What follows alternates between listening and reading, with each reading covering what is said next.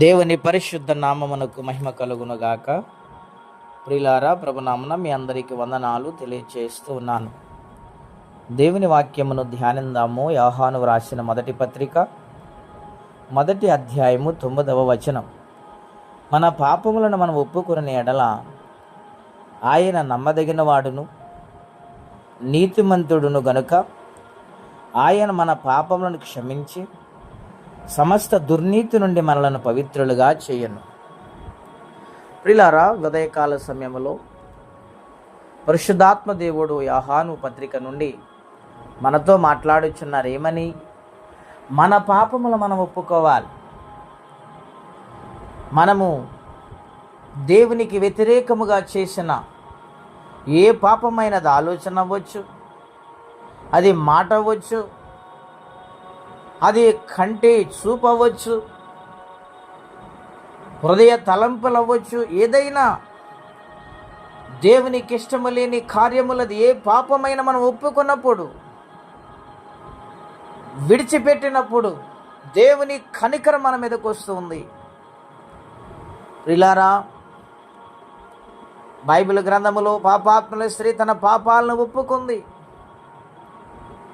రాళ్లతో మోషే ధర్మశాస్త్రం రాయబడిన ప్రకారం అందరూ వచ్చి రాళ్లతో కొట్టి చంపాలనుకున్నారు. దేవుడు తల ఎత్తి ఒక మాట చెప్పారు. యేసుక్రీస్తు ప్రభువారు, మీలో పాపము లేనివాడు మొట్టమొదటిగా ఆమె మీద రాయి వేయండి అన్నప్పుడు అక్కడ ఉన్న ప్రతి ఒక్కరూ కూడా రాళ్ళును అక్కడ విడిచిపెట్టి వెళ్ళిపోయారు.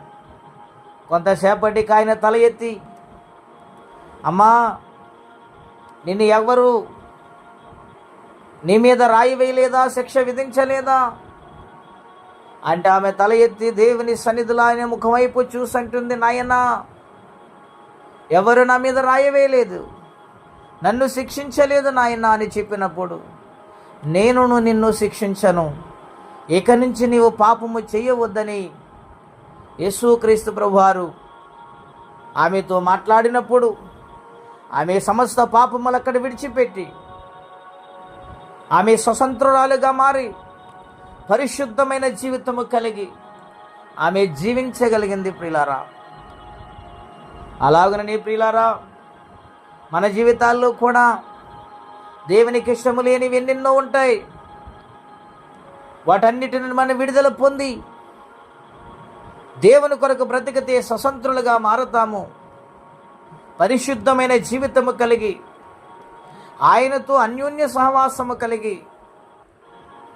ఆయనతోనే నడుస్తూ ఆయనకు లోబడి జీవించినప్పుడు మన జీవితాలు ఎంతగానో దేవుడు ఆశీర్వదిస్తారని వాగ్దానం చేస్తూ ఉన్నారు. పాపములు ఉంచుకొని మారు మనసు లేకుండా బ్రతికినంత కాలము నేను పరిశుద్ధుడు, నాలో తప్పు లేదు, నాలో పాపం లేదు, నేను ఏ పాపము చేయలేదు అనే జీవితాన్ని చేసుకుంటే మోసపోయేది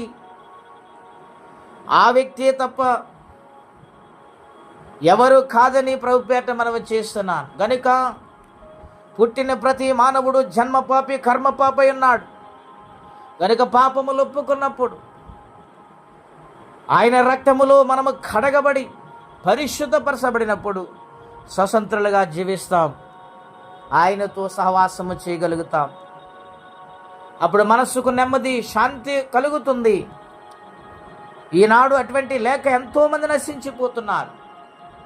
పిల్లరా, గమనించండి, సమస్త పాపములు విడిచిపెట్టి ఈరోజే దేవుని కోసం బ్రతుకుతాన్ని తీర్మానము చేసుకుందాం. దేవుడు స్వతంత్రులుగా మార్చి మనసుకు నెమ్మది, శాంతి, సమాధానం ఇచ్చి నడిపిస్తారు. అటువంటి దీవెన కలిగి ఉందుముగాక. ప్రార్థన. పరిశుద్ధుడైన మా తండ్రి, ఘనమైన మీ నామం కొరకై స్తోత్రం చెల్లిస్తున్నాం. ఇది నాన్న ప్రత్యేకంగా మాతో మాట్లాడుతూ వచ్చారు. నాయన, పాపము లేదని చెప్పుకున్నవాడు అబద్ధికుడైపోతాడు, పాపములు ఒప్పుకున్నవాడు కనికరింపబడతాడని చెప్పారు ప్రభువా. మీతో సహవాసము దొరుకుద్దని చెప్పారు ప్రభువా. నాయన, ఆ విధముగా బ్రతికే జీవితం అందరికీ దయచేయమని, ఎవరి కష్టాలు, బాధలు, ఇబ్బందులు ఉన్నారు వారికి నీ సహాయము చేయమని యేసుక్రీస్తు నామములో ప్రార్థించి వేడుచున్నాము తండ్రి. ఆమేన్. దేవుడు దీవించును గాక. ఆమేన్.